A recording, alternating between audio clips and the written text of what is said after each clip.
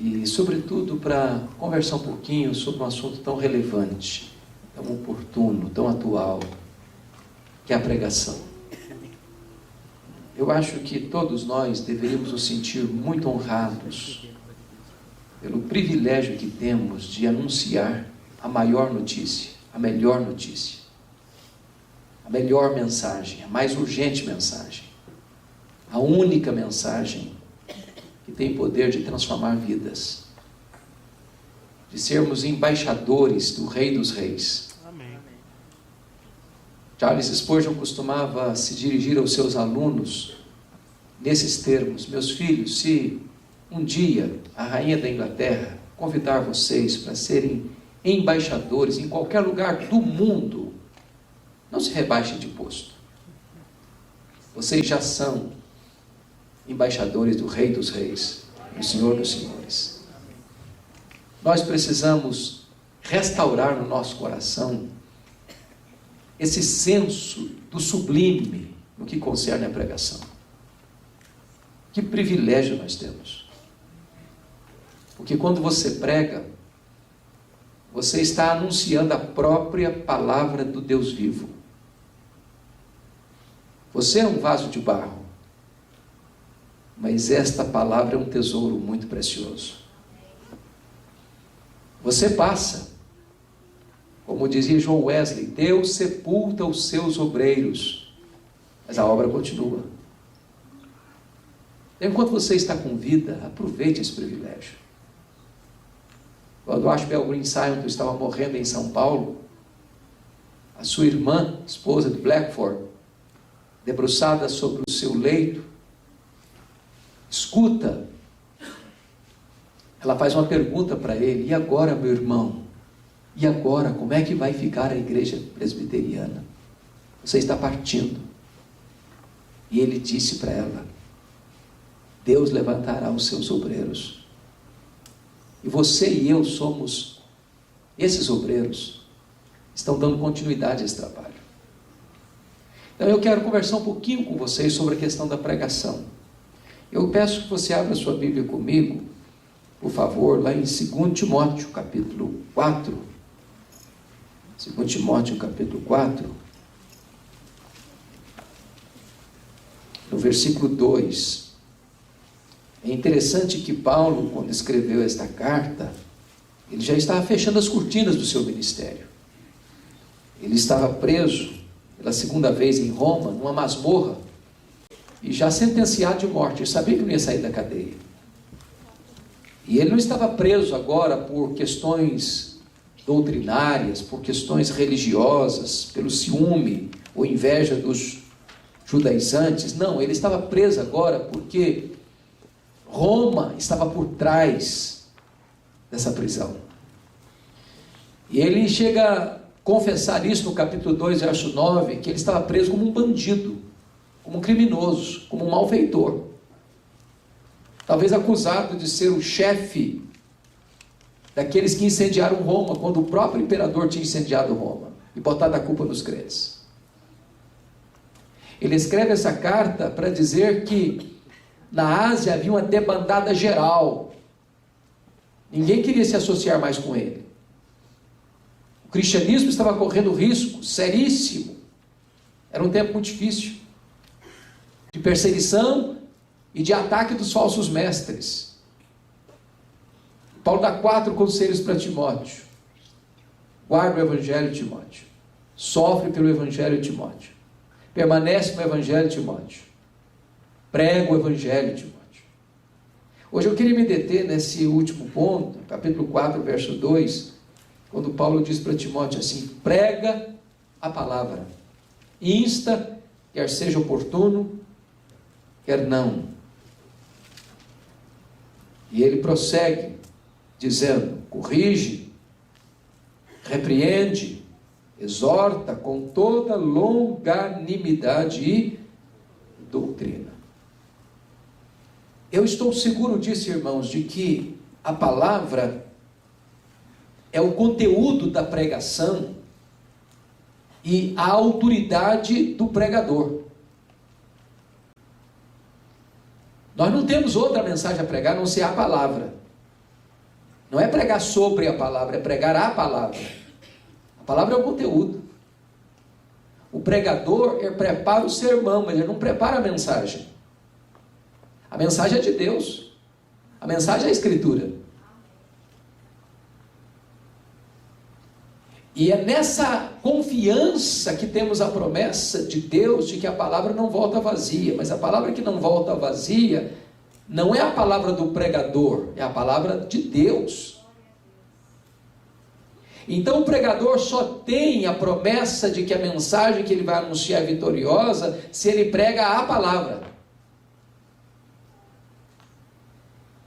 Eu não tenho liberdade nem direito de criar a mensagem, de inventar a mensagem, de mudar a mensagem, de diminuir a mensagem, de acrescentar a mensagem. Por isso é pregar a palavra. Quando você prega a palavra, você está debaixo da autoridade do Deus que deu a palavra.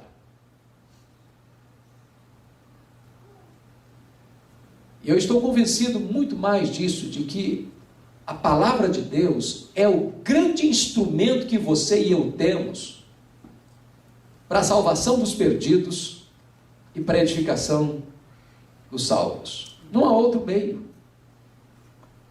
Deus chama pela palavra. Quando você vê hoje uma geração que está tão ávida por milagres, e que enfatiza tanto milagres, até aqueles que são fabricados, aqueles que são forjados, e as pessoas estão correndo sofregamente para esses redutos onde se faz esse tipo de propaganda, às vezes enganosa, achando que o milagre tem poder de mudar as pessoas. Eu vou dizer para você que você e eu cremos em milagres. Nós pregamos sobre milagres. Eu sei que essa igreja está pregando sobre os milagres de Jesus, e nós cremos. Amém. E nós oramos por isso, e nós aguardamos isso. Mas o milagre em si não é o Evangelho. O milagre em si não tem o poder de transformar as pessoas. É a pregação que muda, que transforma. Eu fico imaginando lá em Atos dos Apóstolos, capítulo 2, quando acontece o fenômeno do Pentecostes, o Espírito Santo é derramado em cumprimento da profecia de Joel. A Bíblia diz que eles ficaram cheios do Espírito Santo, eles começaram a falar em outras línguas as grandezas de Deus. As pessoas se aproximam, são atraídas. Mas o milagre em si produziu 3 reações naquele auditório. Primeiro, ceticismo. O que é isso dizer? Segundo, preconceito. São galileus, gente atrasada, fica calmo. Terceiro, zombaria. Estão bêbados, estão embriagados. Mas diz a Escritura que quando Pedro se levantou para pregar, e o sermão dele foi cristocêntrico, ele pregou sobre a morte, a ressurreição, a ascensão, o senhorio de Cristo, Pedro nem terminou de pregar, o auditório já estava impactado. E é curioso que naquela ocasião o apelo não partiu do púlpito para os bancos, partiu dos bancos para o púlpito. Porque foi o auditório que perguntou: o que nós vamos fazer diante dessa mensagem? E Pedro respondeu: arrependei-vos, e cada um de vós seja batizado em nome do Senhor Jesus Cristo para a remissão dos vossos pecados, e recebereis o dom do Espírito Santo. E esta promessa não é apenas para vós, é para os vossos filhos, para aqueles que ainda estão longe, para quantos o Senhor nosso Deus chamar. E ao término, cerca de 3.000 pessoas estavam convertidas. Amém. Irmãos amados, nós precisamos resgatar esse senso da pregação poderosa, da pregação ungida, da pregação fiel, da pregação no poder do Espírito Santo.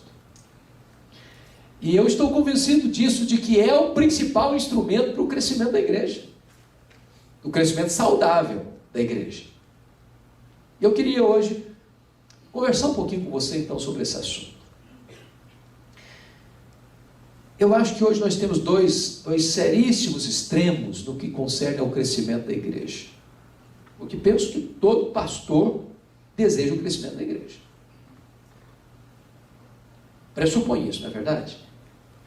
Embora a gente tenha alguma surpresa. Um tempo atrás eu estava numa das maiores cidades do Brasil, E fui convidado para pregar numa igreja, um templo, um prédio muito bonito de educação religiosa, 4 andares, e o templo muito pequenininho, cabendo 120 pessoas.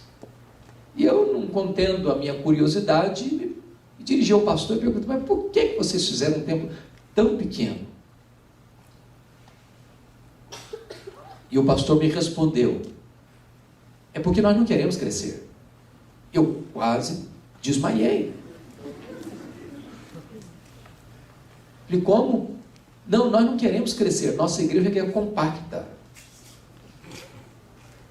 Nós temos uma igreja de qualidade. E eu fiquei perguntando no meu coração se existe qualidade estéril. Porque qualidade que não produz quantidade, tem coisa errada. Tem coisa errada. Eu concordo com Rick Warren, quando ele, no livro dele, Uma Igreja com Propósito, faz uma pergunta. Ele diz assim: pergunta errada. O que eu devo fazer para a minha igreja crescer? Pergunta certa. O que está impedindo a igreja de crescer? Porque se a igreja é um organismo vivo, e ela precisa crescer. Porque se ela não cresce, ela está doente. Então não existe esse negócio de qualidade sem quantidade, de qualidade estéril. A igreja precisa crescer. E a pregação fiel e no poder do Espírito Santo é o principal instrumento para o crescimento saudável da igreja.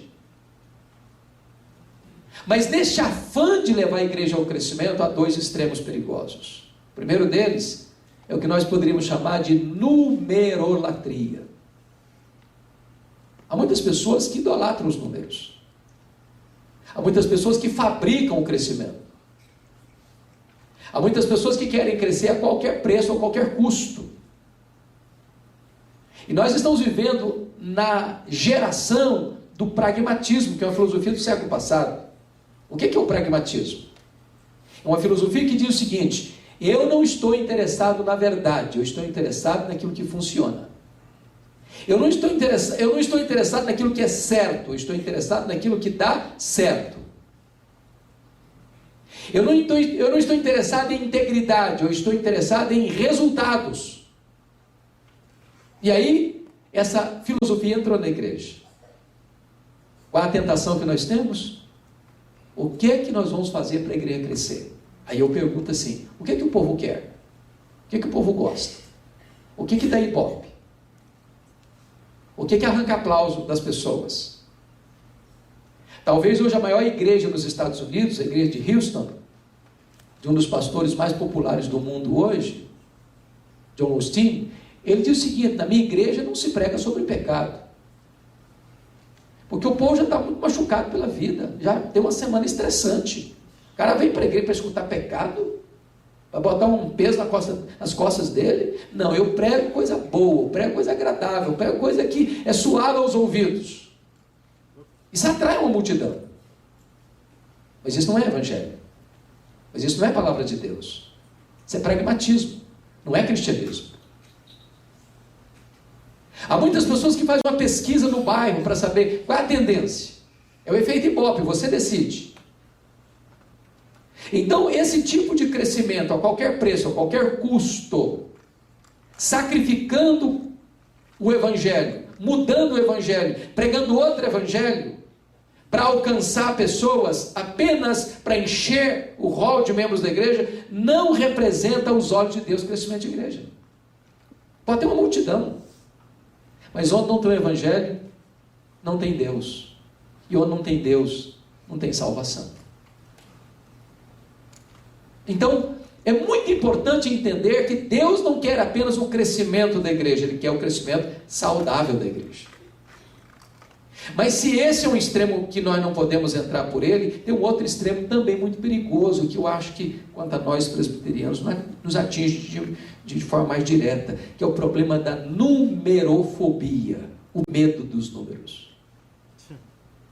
Às vezes a gente tenta tapar o sol com a peneira. Às vezes a gente tem explicações até teológicas, não, porque nesse bairro aqui não tem muito eleito, não.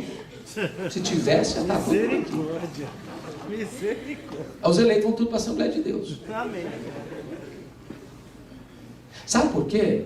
Porque a fé vem pelo ouvir. Por isso que Paulo diz para Timóteo: meu filho, prega.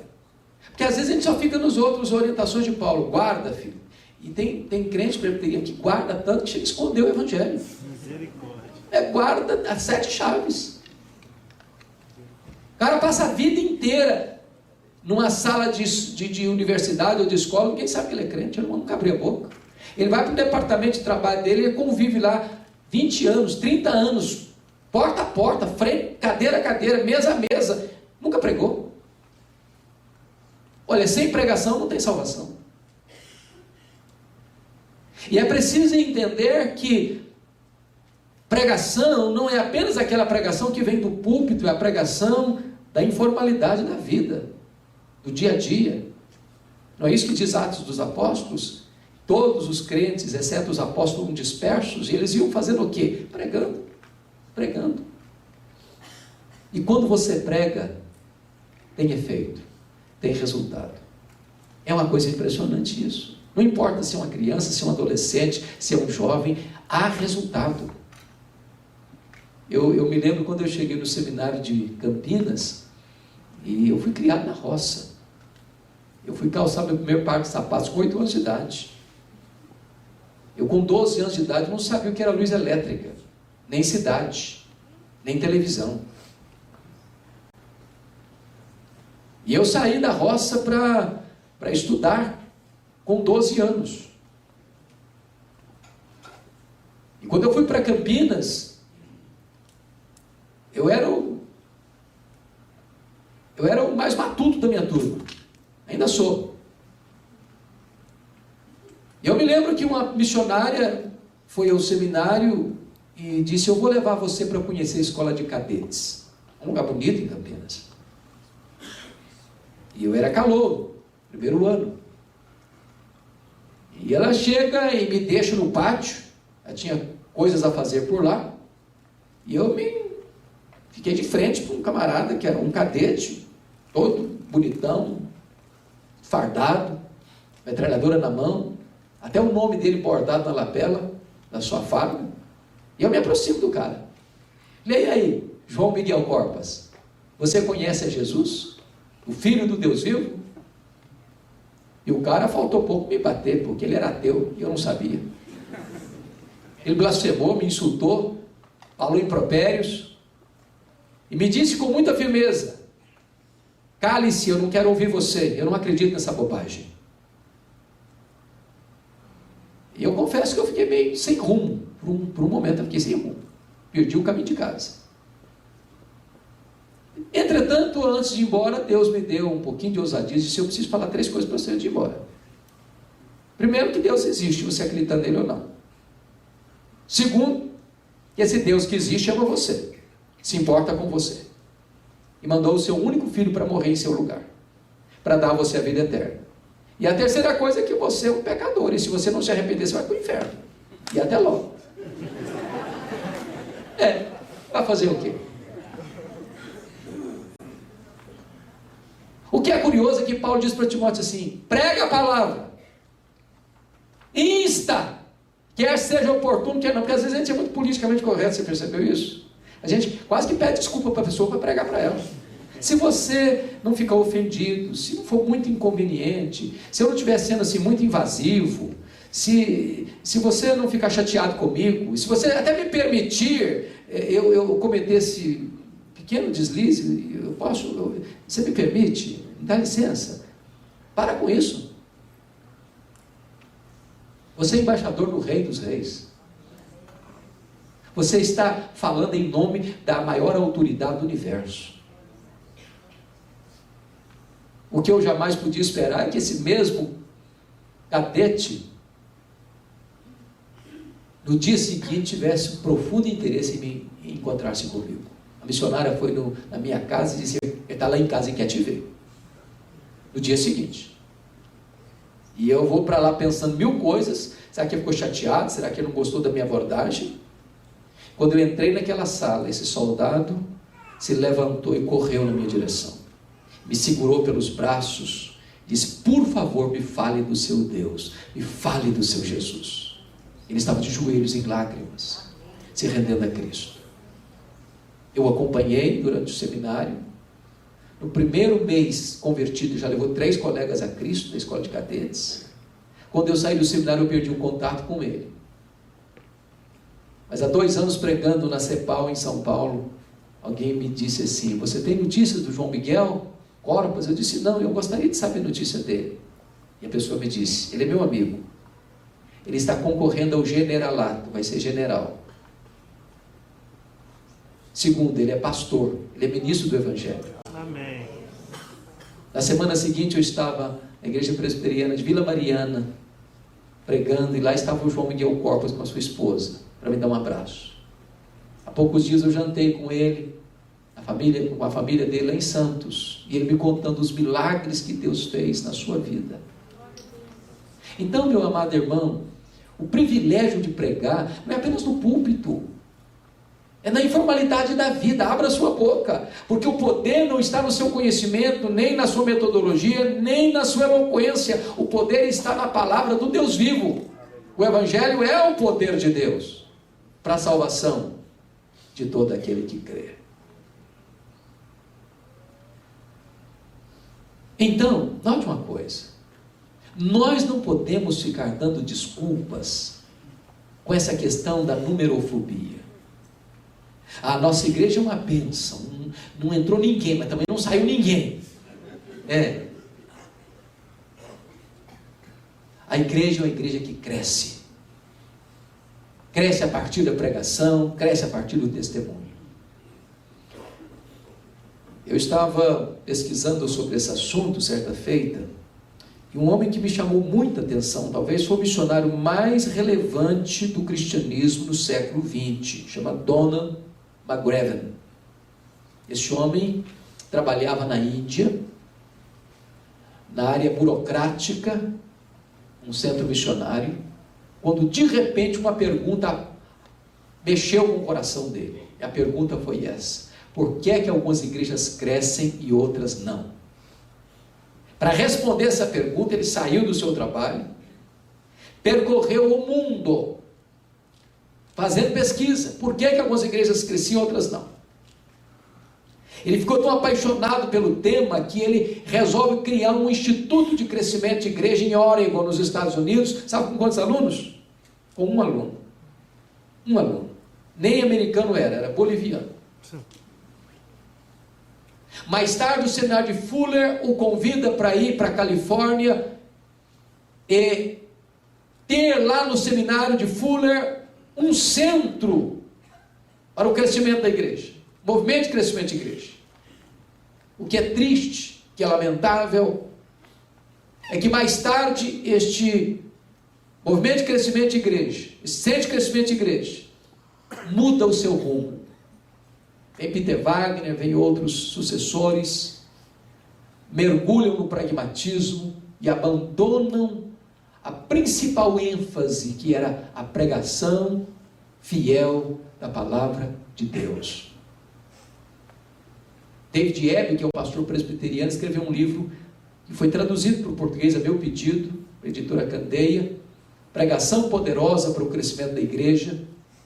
E nesse livro David Ebb faz uma pesquisa nas teses, monografias e dissertações do movimento de crescimento de igreja lá do Fuller, e chega a uma conclusão muito triste, que pouquíssimos alunos enfatizaram a pregação como instrumento legítimo e eficaz para levar a igreja a um crescimento saudável. Tom Rainer, num dos livros mais importantes do século passado, fez uma das mais profundas e balizadas pesquisas sobre o crescimento de igreja em 576 igrejas batistas da Convenção do Sul, e ele chegou à seguinte conclusão: que entre igrejas de 10 mil membros a 100 membros, nessa pesquisa, a vasta maioria das igrejas identificou a pregação como o principal fator que levou aquelas igrejas ao crescimento saudável. E eu estou seguro disso, de que a pregação fiel, ela combate, penso eu, os 4 principais problemas que atingiu a igreja evangélica no século XX, no século XXI. Primeiro problema, irmãos, mais grave, penso eu, que acabou com muitas igrejas, chama-se liberalismo teológico. Acho que todos vocês sabem o que é isso.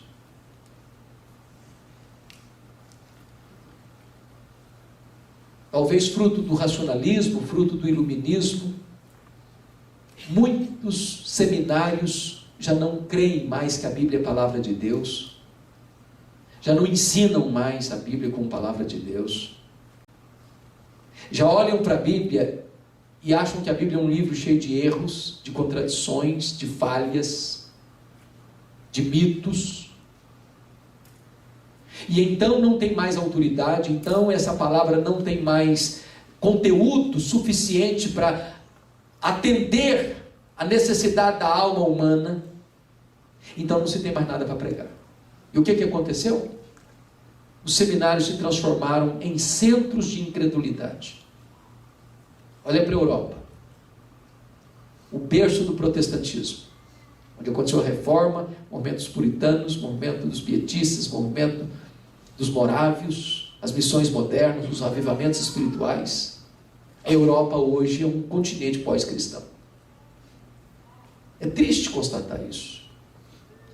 Eu estive recentemente pregando em Genebra, fui visitar o Museu João Calvino, meu Deus, uma lástima, uma coisa completamente sem significado, uma casa velha, mas caindo aos pedaços, sem valor qualquer, sem impacto nenhum, uma cultura totalmente secularizada, uma cidade que já foi a maior maquete do reino de Deus na terra.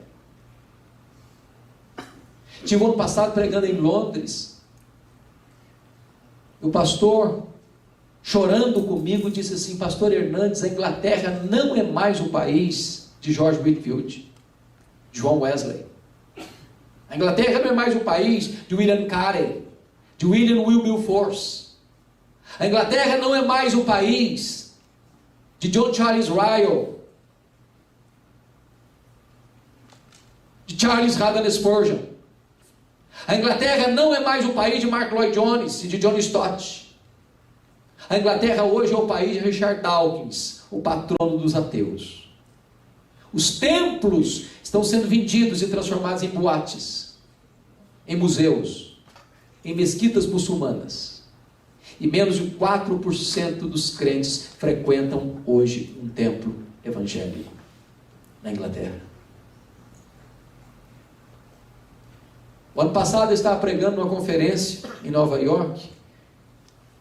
Depois da conferência, um pastor da Assembleia de Deus me convidou para pregar, e eu estava indo para o templo, para a igreja dele, e ele passou por dentro de alguns bairros, num trecho de pouco mais de meia hora de jornada, ele me mostrou 11 templos que estavam sendo vendidos, já vazios, porque o povo já tinha debandado, ido embora. Visitei recentemente o seminário de Princeton, New Jersey, onde estudou Ashbel Green Simon, onde ensinaram homens como Hodge, como Warfield, um seminário que treinou e formou pastores, missionários, teólogos que abençoaram o mundo. Hoje é um centro de incredulidade, de ateísmo. Eu achei muito curioso, porque nos livros que estavam lá sendo examinados para estudar aquele ano, não tinha um sequer de orientação ortodoxa. Li até com muita tristeza uma teóloga americana censurando a igreja brasileira por não considerar o candomblé uma vertente da fé cristã. Misericórdia. Onde o liberalismo entra e mata a igreja. E eu posso garantir outra coisa para vocês: o liberalismo teológico, ele produz liberalismo ético. Sabe por quê? Porque a ética é filha da teologia. Se a pessoa não é fiel à palavra, ela não vai ter uma vida certa, porque não tendo doutrina certa, não tem vida certa. A pregação da palavra de Deus corrige isso, irmão. Porque não dá para você ser um liberal e pregar. Mas quando você prega, o machado da verdade secciona a raiz venenosa desse mal, desse câncer que tem matado tantas igrejas no mundo, inclusive no Brasil. Há poucos dias, pastor Foster, eu estava com um pastor de uma denominação que está se rendendo ao liberalismo, e esse colega estava chorando comigo, dizendo o seguinte: a nossa denominação, esse ano, disse ele, se era final do ano, não batizou um crente por igreja, em média, por ano. Nós já temos denominação no Brasil que estão perdendo membros ano após ano. Sabem por quê? Porque se capitularam ao liberalismo. Mas se esse é um grande problema, nós temos um outro problema aqui no Brasil também muito forte. É o problema do sincretismo religioso. É impressionante isso, irmãos, como a igreja brasileira está se tornando uma igreja mística, sincrética. É a igreja que precisa criar todo dia, toda hora, uma novidade para atrair as pessoas. Campanhas e mais campanhas para atrair as pessoas. Dando os nomes os mais variados. A criatividade tem que se elastecer ao máximo. Porque não se crê mais que a Bíblia é a palavra de Deus, que ela é atual, que ela é oportuna, que ela é suficiente, que não precisa inventar moda, que não precisa inventar a roda, precisa trazer novidades do mercado da fé. A Bíblia é a palavra de Deus e acabou. Amém. Eu não tenho outra mensagem. Ela foi atual ontem, ela é atual hoje, vai ser atual amanhã. Eu não preciso criar fatos novos. Não precisa gerar uma mensagem mais palatável, mais agradável aos ouvidos. Não, é a palavra de Deus. E a palavra de Deus, ela quebra a dureza do coração, mas também ela é bálsamo para curar as feridas. Nós estávamos conversando hoje no almoço. O que determina se a mensagem é dura ou se ela é consoladora não é o pregador, é o texto. O pregador, quando se levanta, ele não pode mudar o texto é que determina se a mensagem é dura, de confronto, ou se é uma mensagem de bálsamo, de refrigério e de consolo. Ela exorta, ela corrige, ela ensina, ela consola. Prega a palavra. Mas há um outro problema hoje gravíssimo que eu penso que a pregação corrige. E talvez nós presbiterianos precisamos pensar muito nesse assunto. Chama-se ortodoxia morta. Eu até creio, irmãos, que nós, na nossa vasta maioria, não pregamos heresia dos nossos púlpitos. Mas falta poder. Mas falta virtude do Espírito Santo. Há pessoas que são ortodoxas, mas também estão secas como um poste. Áridas como um deserto. E eu quero dizer para você que a ortodoxia é boa, que a ortodoxia é insubstituível, mas a ortodoxia morta mata. Ortodoxia morta mata. Eu tenho que concordar com I.M. Bounds quando ele diz o seguinte, que nós estamos à procura de melhores métodos e Deus está à procura de melhores homens. Deus não unge métodos, Deus unge homens. E Lutero dizia assim, sermão sem unção endurece o coração das pessoas. Você pode pregar um sermão mais sofisticado, mais rebuscado, mais intelectualizado. Você pode citar de ponta a ponta as confissões, os catecismos, os teólogos e as correntes teológicas e doutrinárias, mas se não tiver o óleo do Espírito Santo, esse sermão gera morte e não vida. E nós precisamos do Espírito Santo, irmãos. Amém.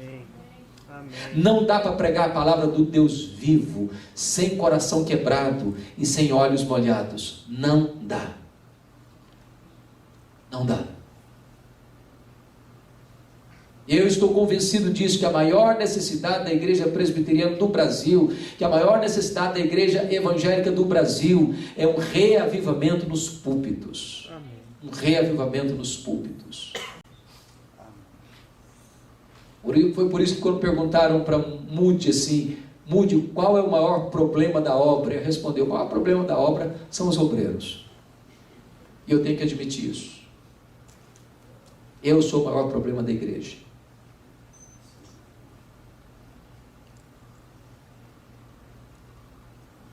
Quando perguntaram para Moody, como é que começa um avivamento na igreja? Ele diz, acenda uma fogueira no púlpito. Porque se o pregador for um graveto seco a pegar fogo, até lenha verde vai começar a arder. Foi isso que levou John Wesley a dizer o seguinte, bota fogo no seu sermão, ou então, bote o seu sermão no fogo. Nós precisamos de um reavivamento no púlpito, queridos. Desesperadamente precisamos. E eu queria hoje, então, focar um pouquinho com você sobre um tipo de pregação que nós entendemos ser a melhor forma de você pregar a palavra de Deus, que é a pregação expositiva. Quando você fala de sermão, nós temos hoje, basicamente, sem entrar em detalhes, 3 tipos básicos de sermão. Nós chamamos de sermão tópico, ou temático, e sermão textual, e sermão expositivo. A maioria de nós, pastores, está aqui, já passou por isso, já estudou sobre isso. Eu acho que a maioria dos crentes que estão aqui tem uma pequena noção do que seja isso. O sermão tópico ou temático é quando você vai para a Bíblia procurar um assunto. Eu quero pregar sobre a ressurreição. Quero pregar sobre a Páscoa. Eu quero pregar sobre perdão. Eu quero pregar sobre arrependimento. Eu quero pregar sobre a fé. E aí você passeia pela Bíblia procurando argumentação, amparo para você trabalhar esse assunto.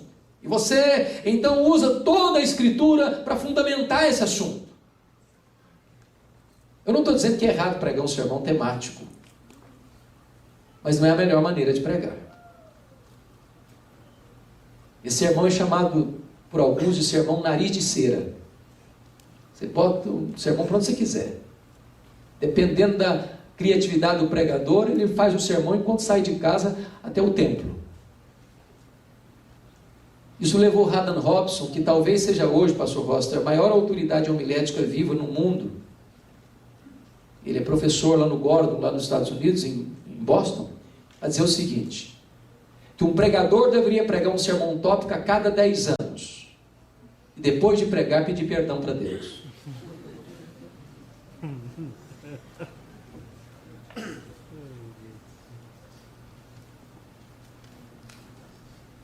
O segundo tipo de sermão, eu, quando estudei no seminário, o meu professor me ensinava esse tipo de sermão, e era contrário a sermão expositivo. Era o sermão textual. Sermão textual é quando você vai para um texto da Bíblia, segundo Blackwood, não pode ser mais do que 3 versículos, no máximo 3 versículos, e você olha para esse texto, mesmo tirando-o do contexto. É como se você estivesse pegando desse versículo 2, ou no máximo 3, e botasse numa lâmina e examinasse só aquele texto, sem observar o contexto geral daquele capítulo onde aquele texto está inserido. Por exemplo, vamos imaginar que você esteja querendo falar sobre música na igreja, o departamento de música convidou você para dar uma palestra ou um sermão sobre esse assunto, e aí você pega lá o Salmo 40, versículo 3, é escrito assim, me pôs nos lábios um novo cântico, um hino de louvor ao nosso Deus. Muitos verão essas coisas, temerão e confiarão no Senhor. Você não quer expor o capítulo 40 do Salmo, ou o capítulo 1, o Salmo 40. Você só quer focar nesse versículo, que trata de música. Então você vai olhar e tirar desse único versículo seu tema e as suas argumentações. Aí você olha, e me pôs nos lábios. Bom, quem põe nos lábios? Deus. Então Deus é a origem dessa música. Me pôs nos lábios o quê? Um novo cântico. Está falando da natureza dessa música. Mas essa música é um hino de louvor ao nosso Deus. Está falando do propósito desta música. E essa música tem um resultado. Muitos verão essas coisas, temerão e confiarão no Senhor. O resultado dessa música. Então você falou da origem, da natureza, do propósito e do resultado. Você encontrou 4 divisões num único versículo. Ok, está ótimo. Só que você tirou esse texto de um contexto em que talvez a intenção do escritor sagrado não era falar sobre música, era outra coisa. É por isso que a melhor forma de você pregar é pregar expositivamente. Porque o que é pregar expositivamente? É você ir para o texto, ou para um parágrafo, ou para um capítulo, e você examinar todo o texto à luz do seu contexto gramático, histórico, e você então vai fazer a seguinte pergunta: o que é que o autor, quando escreveu esse texto, queria dizer? O que é que esse texto está dizendo? De tal forma que você dará ao povo que está ouvindo a você exatamente o mesmo sentido que o autor que escreveu aquele texto tinha ao escrevê-lo, inspirado pelo Espírito Santo. Você não torce, você não proíbe em nome de Deus o que Deus não está proibindo, você não promete em nome de Deus o que Deus não está prometendo. Você tem o compromisso de passar para o seu povo exatamente o conteúdo e a intencionalidade do texto, conforme ele foi registrado. E eu costumo dizer o seguinte, que quando você fala de pregação expositiva, a melhor maneira de você assimilar isso é decorar 3 verbos. Se você decorar 3 verbos, eu te garanto que você entendeu o que é pregação expositiva. Você quer registrar esses verbos? Primeiro verbo: ler o texto. Ler o texto. Eu não sei se você já escutou algum pregador que se levanta para pregar e abre o texto e atropela o texto na hora da leitura. Ele lê atabalhoadamente. Ele lê tropeçando nas próprias palavras. E quando você escuta isso, você chega a algumas conclusões assentado no banco. Primeira conclusão: esse pregador não estudou o texto. Segunda conclusão: esse pregador não se preparou para pregar. Terceira conclusão: ele não conhece o texto. Quarta conclusão: ele está desprezando o texto. Quinta conclusão: o que é importante é o que ele vai falar e não o que o texto está dizendo. E você já fica vacinado para não ouvir. Deixa eu dizer uma coisa para você: a parte mais importante do sermão é a leitura do texto. Porque você só vai pregar se você tiver compromisso com o texto que você leu. A não ser que você seja como aquele pregador que diz assim: eu já tenho um sermão prontinho, só me falta o texto agora.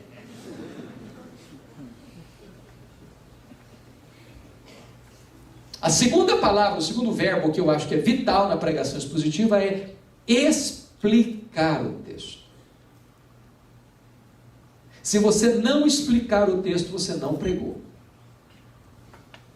Não é daquele tipo de pregador que lê o texto, vai embora do texto e nunca mais volta ao texto. E você fica perguntando: meu Deus, mas por que leu isso? Não estou entendendo. Onde ele vai chegar? Ele não chega, porque nem saiu ainda. Agora notem vocês, era esse o entendimento de João Calvino. Para João Calvino, pregação era explicação da palavra de Deus. E nós pastores, quando passamos pelo seminário, temos um termo técnico, que a gente usa muito, chamado de exegese. O que é exegese?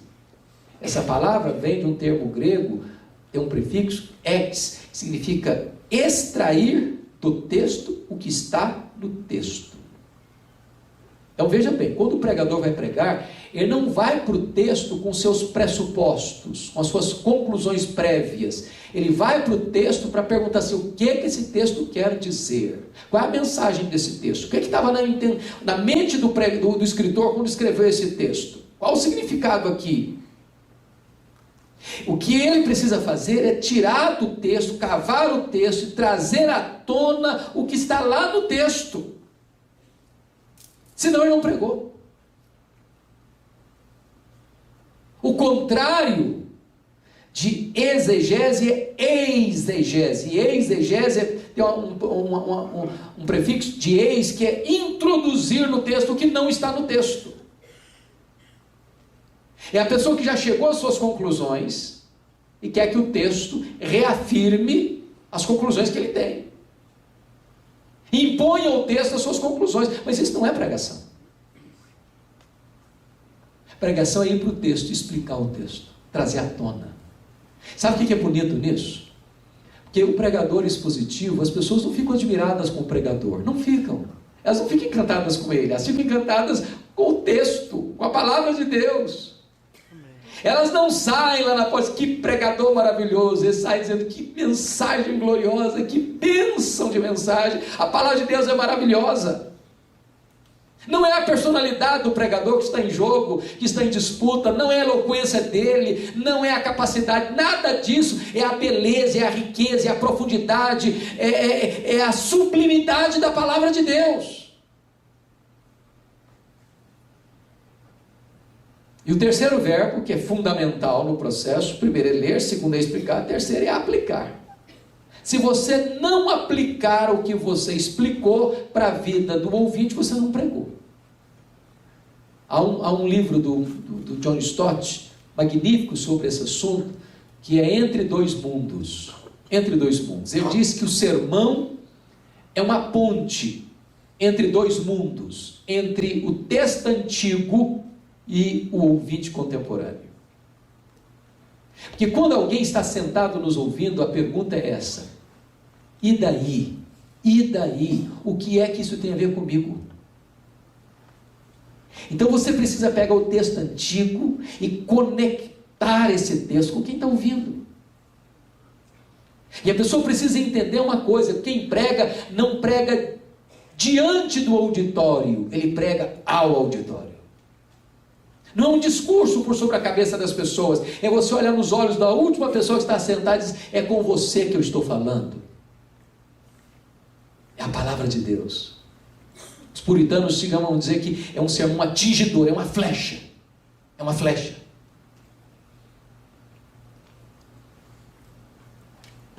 É preciso aplicar, queridos. Senão, a gente vai fazer igual aquele camarada que está pregando sobre João 10. O cara falou sobre pastor, falou sobre ovelha, falou sobre pastagens, falou sobre os perigos da ovelha, as fraquezas da ovelha, a miopia da ovelha, e os lobos que atacam as ovelhas, e falou, e terminou o sermão dele há 2000 anos, lá nas campinas da Judéia, e o cara estava escutando, falou: mas e daí, meu Deus do céu, o que tem a ver isso comigo? E daí? Agora, preste atenção nisso. Tem pregador que tenta aplicar sem explicar também. Já viu o pregador que já começa a pregar, já aplicando, mas eu não expõe nada, ainda aplicar o quê? Haddon Robson tem um livro que eu acho magnífico, onde ele trata da questão da aplicação. Ele diz que a coisa mais perigosa da pregação é o que eu chamo de a heresia da aplicação. E a heresia da aplicação se dá pelo mau entendimento do texto. Quando a interpretação é errada, a aplicação é errada também. Isso é igual médico. Você vai no médico, você fez o diagnóstico da sua doença errado, ele vai te dar o remédio errado. Se o diagnóstico está certo, o remédio que vai dar não vai dar certo também. Eu explico para você esse negócio de aplicação errada. Eu estava pregando em Governador Valadares um dia, e retornando de carro para Vitória. É longe que dói. E eu estava sozinho, era quase 3 horas da madrugada, e eu estava com muito sono, quase chegando em casa, mas não aguentava mais. Faltava ainda uns 50 quilômetros, e eu já estava cochilando no volante. Aí eu me lembrei, não, tem um rádio aqui, vou ligar o rádio, quem sabe os barulhos me faz acordar. Quando eu liguei, tinha um pregador muito animado, 3 horas da manhã quase, pregando um sermão sobre Sansão. E aquele troço me despertou. Me despertou. E ele pregando animado, que você tem que matar o seu leão. Eu falei, é esse mesmo, eu tenho que matar também, o meu leão aqui está grande, eu preciso vencer esse leão do sono, e vão para aqui, vão para ali. Eu falei, mas se você matar o seu leão, você tem uma grande recompensa, você pode beber o mel. Aí eu falei, meu Deus, o cara não entendeu o texto. Ele não entendeu o texto. Lembra lá da caveira do leão morto lá, pegou um favo de mel e começou a chupar? Aquilo não era recompensa coisa nenhuma. Aquilo era uma quebra de um voto de nazireada. Aquilo era uma maldição na vida dele. Ele não podia tocar em cadáver. O pregador não entendeu o texto. Porque não entendeu o texto, ele estava dizendo que era uma bênção, aquilo que era maldição. Então preste atenção, você não pode prometer em nome de Deus o que Deus não está prometendo. Que prometer em nome de Deus o que Deus não está prometendo é ser um falso profeta. Um falso profeta. Meus irmãos, nós lidamos com o sublime, nós não podemos brincar com a palavra de Deus. Não podemos. Por que algumas pessoas, mesmo sabendo, evitam pregações positivas? Eu acho que as principais razões por que muitos não pregam expositivamente, primeiro que não aprenderam no seminário. Eu mesmo não aprendi não. Eu me lembro, o reverendo Washington está aqui, meu colega de classe, que um dos nossos colegas, eu não vou falar o nome dele, pregou no sermão de prova um sermão expositivo. Ele levou chumbo de todo lado. Naquela época parecia que você era infiel se pregava um sermão expositivo. Hoje, graças a Deus, os nossos seminários ensinam pregação expositiva. Segundo, sabe por que as pessoas não pregam expositivamente? Eu vou fazer uma constatação aqui. A maioria dos pastores possui uma biblioteca sofrível. Sofrível. Eu já tenho pregado em mais de 1000 igrejas pelo Brasil afora, e uma das coisas que eu gosto de fazer é visitar a biblioteca do pastor. E eu confesso para vocês que alguns colegas têm pouquíssimos livros, alguns até muito amarelados com o tempo. E a conclusão que eu chego é a seguinte: ou esse colega é um fenômeno, ou ele é um fenômeno. Oh meu Deus do céu, o povo dele está passando fome. O que eu posso garantir para você é que ninguém prega expositivamente sem estudar seriamente. Não dá. Não dá para improvisar. Não dá. Não dá para improvisar. Eu tenho 33 anos de ministério. Eu não gasto menos que 10 horas até hoje. Não gasto menos que 10 horas até hoje para preparar um sermão. Não tem jeito. Ou você prepara, ou você não prega. Eu tenho um colega, que é um bom orador. Sabe o que ele faz? Ele vai para uma igreja e fica 5 anos, ele tem uma caixa de sermão. Quando fica no fundo da caixa, acaba o último sermão, vai embora para outra igreja. Começa tudo de novo. Não, vai fazer o quê?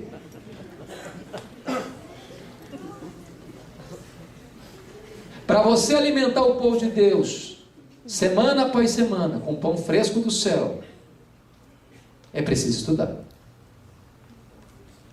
Mas é curioso também que a cultura do nosso povo, irmãos, é triste. Sabe por quê? Porque tem muitas ovelhas que pensam que quando o pastor está no escritório estudando, ele não está trabalhando. A cultura do nosso povo é que estudar não é trabalhar. Sabe o que Paulo ensina? Que aqueles que se afadigam na palavra são dignos de redobrados honorários. Dê graças a Deus o seu pastor está queimando fosfato em cima dos livros. Amém. Ele está cumprindo o que Deus mandou fazer. Amém. Se preparando para pregar. Porque às vezes os crentes são assim. Um dia um crente estava passando na porta do pastor, casa do pastor, casa pastoral, a janela aberta, o pastor lá, 7 horas da manhã, com um livro aberto, estudando. Aí o crente passou na porta assim, Está descansando, hein, pastor? Não, meu irmão, eu estou trabalhando. Aí o crente voltou no compromisso dele lá, encontrou o pastor lá no quintal, com a enxadinha na mão, capinando lá no quintal, tá? Aí o crente falou, está trabalhando, hein, pastor? Não, meu filho, agora eu estou descansando. Agora eu estou descansando.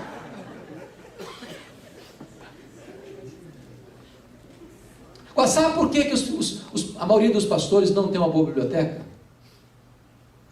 É porque a maioria das igrejas não paga um salário suficiente para o pastor comprar livro.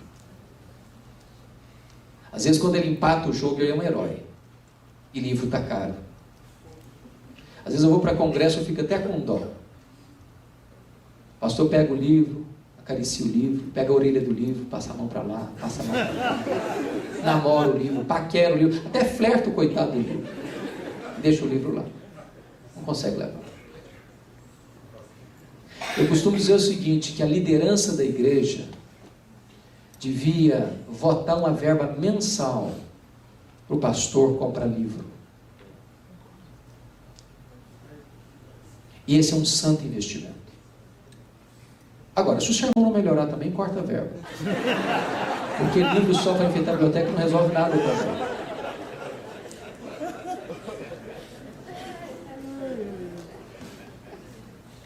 Outra razão por que os pastores não têm uma boa biblioteca é também porque para muitos não é prioridade. Eu confesso a vocês que eu fui, pastor Rossi, um dos seminaristas mais pobres que tinha em Campinas na minha época. Naquela época a gente ia trabalhar em igreja, algumas igrejas davam uma ofertinha. Minha oferta era só o preço da passagem e a comida. Nunca soube o que é uma oferta assim de pregar como seminarista. Mas eu dava graças a Deus, porque eu sempre fui criado fora de casa desde os 12 anos, e no seminário uma coisa que não existia era fome. A gente comia demais. Tinha café da manhã, tinha almoço, tinha janta, tinha café da tarde, café da noite, era uma abundância de comida. Era graças a Deus. Mas dinheiro não tinha, não. Quando a gente ia de ônibus circular para a cidade, era um luxo. Um luxo. Porque o normal era ir a pé. Mas toda a moeda que caía na minha mão era para comprar livro. Eu saí do seminário com uma boa biblioteca. Eu já passei no ministério 8 anos sem comprar uma camisa. Nunca deixei de usar nova, porque igreja tem um negócio de safra que é uma benção. Mas nunca deixei de comprar livro. Livro é matéria-prima. É a mesma coisa de um bisturi para um cirurgião, uma enxada para um agricultor. Quem não gosta de ler e é pastor, confundiu o chamado. Confundiu o chamado. Porque o pastor é alguém chamado para alimentar o rebanho. E alimentar com a palavra do Deus vivo. E ele tem que se afadigar na palavra. Outros pastores não pregam expositivamente, mas que tem uma cultura brasileira curiosíssima, pastor Roster. Eu já escutei crentes dizer assim, o bom sermão é um sermão de 20 minutos. O cara pode falar mal bobagem do mundo, se pregou 20 minutos está ótimo. Ou se não, hoje na época da televisão, do mundo colorido, de iPad, de iPod, de não sei mais o que, de não sei o que, não sei o que, não sei o que, ninguém aguenta mais um sermão de 40 minutos. Bobagem. Bobagem. Talvez ninguém aguente um sermão de 10, se for ruim. Mas se você se preparar para pregar, o povo aguenta e quer um sermão suculento, substancioso. Ele vai para casa alimentado, fortalecido. Amém. Fortalecido. E por causa disso, em muitas igrejas, a música, o teatro, a coreografia, a dança, etc, etc, etc, tomou o lugar do púlpito. Eu tenho coisas curiosas que acontecem comigo. Às vezes o cara me convida para pregar numa igreja, me paga uma passagem cara de avião, e eu vou e o pau rola. O pau rola, o pau rola, o pau rola, o pau rola. Lá pelas tantas, o cara bate na minha perna, dá para pregar 15? Eu falei, dá até para não pregar, filho. Só que ué, aqui eu sou convidado.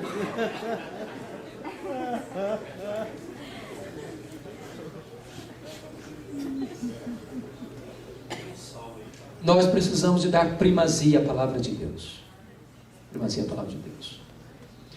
Eu quero dizer para você o seguinte, que pregar exclusivamente é uma bênção tão grande, mas tão grande, porque você prega com o seguinte descanso: seu propósito aqui é ser fiel, não é ser popular. Assim diz o Senhor, é a essência da pregação expositiva. É Deus que está falando, e se Deus está falando, não precisa pedir desculpa para ninguém. Não preciso pedir desculpa para ninguém. Eu não tenho que ser politicamente correto. Eu estou falando a palavra do Deus vivo. Pronto, acabou. Segundo, irmãos, quando você prega a palavra de Deus, expositivamente falando, você não perde tempo pensando no que você vai pregar. Todo pastor sabe o que eu estou falando. O maior drama do pastor é o seguinte: ele prega toda semana, às vezes várias vezes na semana, e ele sai no domingo à noite, os crentes vão para casa tranquilo, assim, gostam, que mensagem maravilhosa, que bênção, meu Deus. O pastor vai para casa e fala: meu Deus, o que eu vou pregar domingo? Oh meu Deus, fala comigo, Senhor. Ele já vai angustiado: o que eu vou falar domingo? E se ele não tem o compromisso de pregar exclusivamente, ele passa, às vezes, até a maior parte da semana pensando: o que eu vou pregar, o que eu vou pregar, o que eu vou pregar, o que eu vou pregar, o que eu vou pregar. Ele abre um livro, ele abre uma revista, ele abre um sermonário, ele abre uma coisa, ele abre outra. Quando chega no sábado, ele está desesperado, ele tem que pregar uma coisa e ainda não sabe o que vai fazer. Mas se ele é um pregador expositivo, no domingo à noite ele já começa a estudar o texto que vai expor no domingo seguinte. Semana inteira ele está enchendo o coração, ele está enchendo a mente, a alma dele vai borbulhando dessa verdade. Quando chega no domingo, aquele negócio está vazando pelos poros da sua alma. Gastou o tempo inteiro investindo no que pregar e não pensando o que pregar. Terceiro, quando você prega expositivamente, não tem um problema de milindres. Milindre é um negócio seríssimo de igreja. Os crentes são melindrosos, sabia? Você conhece crente cristal? Tem crente cristal, irmãos. Pastor pregou pensando em mim, ele sabe que eu estou com esse problema. Meu irmão carapuça, eu não aguento ser irmão carapuça. Aí o coitado do pregador, pastor, ainda depois prega, ainda recebe uma bronca na porta da igreja. É complicado isso. Ou vocês acham que não acontece isso hoje? Quanto menor a igreja, pior fica. Pensa você comigo, pastor Tadinho, lá da igreja dele, 100 membros, presbítero mais forte da igreja lá, que o cara que disse que é até o fundador da igreja, quase que dono, está passando uma crise conjugal. Aí o coitado do pastor chega no domingo à noite e fala: meus irmãos, vamos abrir a palavra de Deus em Mateus capítulo 18, eu quero falar para vocês hoje sobre divórcio. Aí o presbítero torce o nariz. Quando ele termina de pregar, o presbítero levanta com a família inteira e vai embora. E o pastor sabe que vai ter que mudar de igreja, porque ele não fica mais ali. Já pensou um negócio desse? Mas imagine que o pastor esteja pregando expositivamente o Evangelho de Mateus. Domingo passado o pastor pregou Mateus 18, sobre perdão. Aí domingo que vem, o que o povo espera que o pastor pregue? Mateus 19. Qual o assunto? Divórcio. Se o presbítero que está com problema não quer escutar sobre o divórcio, não vai para a igreja. O pastor vai pregar sobre o divórcio. Ele vai pular o texto, não. Não tem carapuça, não tem milindre. Ele está expondo a palavra de Deus. Você não fica com essa preocupação. E às vezes a gente fica preocupado, sabia? O pregador que fica refém do auditório, irmãos, ele deixa de ser um profeta de Deus. Preste atenção no que eu estou dizendo. O pregador que é refém do auditório não é um profeta de Deus.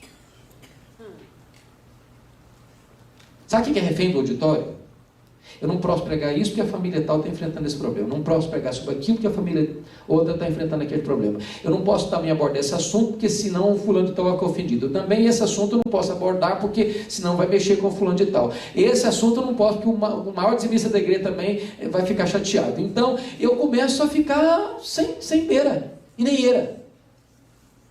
Igual aquele cara que foi pregar numa igreja, ele está indo, alguém puxou o coletor e falou: aqui não pode pregar sobre adultério não, porque tem uma família rica aqui que tem um problema aí, se você falar esse assunto, vai embora da igreja. Eu andou porque falou: aqui jogo não pode falar não, porque tem gente que gosta de fazer uma fezinha, então você não toca nesse assunto. A bebida alcoólica não pode não, porque tem gente que gosta de encher a cara aqui, que se falar dá problema. Aí o cara chegou no povo e falou: eu estou frito. O que eu vou fazer?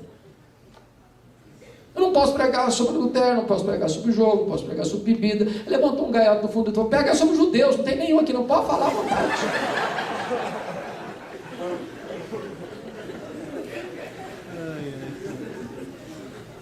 Profeta de Deus diz: assim diz o Senhor.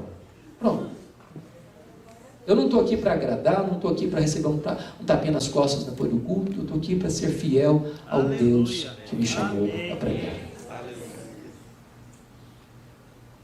Mas, irmãos, tudo isso não funciona se você não for uma pessoa cheia do Espírito Santo de Deus. A pregação não pode ser divorciada da vida do pregador. Porque só um homem chama, prega fervorosamente. Mark Lloyd Jones diz que pregação é lógica em fogo, que emana de um homem que está em fogo.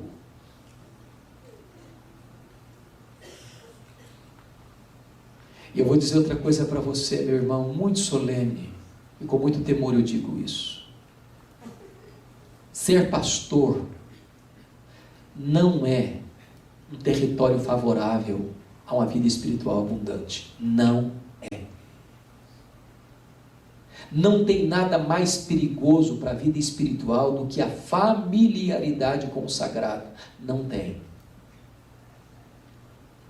Não tem nada mais perigoso do que acostumar-se com o sagrado.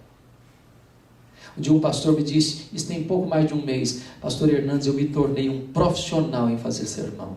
Mas isso não tem nada mais a ver comigo, isso não mexe mais com a minha vida. Deus tem misericórdia. Me tornei um profissional. Que Deus nos livre disso, irmãos. Amém. Que Deus nos livre disso. Você que prega precisa crer no que você faz.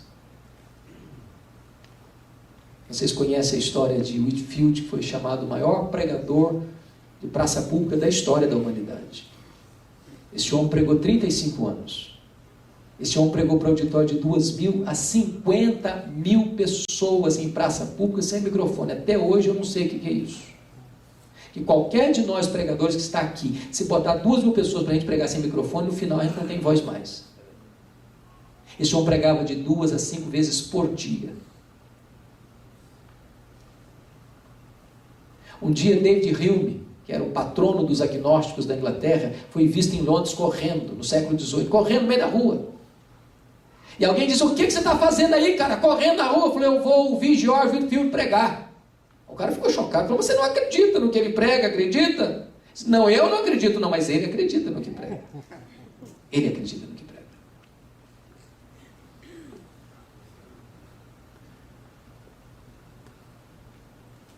Que Deus nos ajude a sermos homens de oração. Amém. Que Deus nos ajude a ser homens cheios do Espírito Santo. Que Deus nos ajude a sermos homens piedosos. Que Deus nos ajude a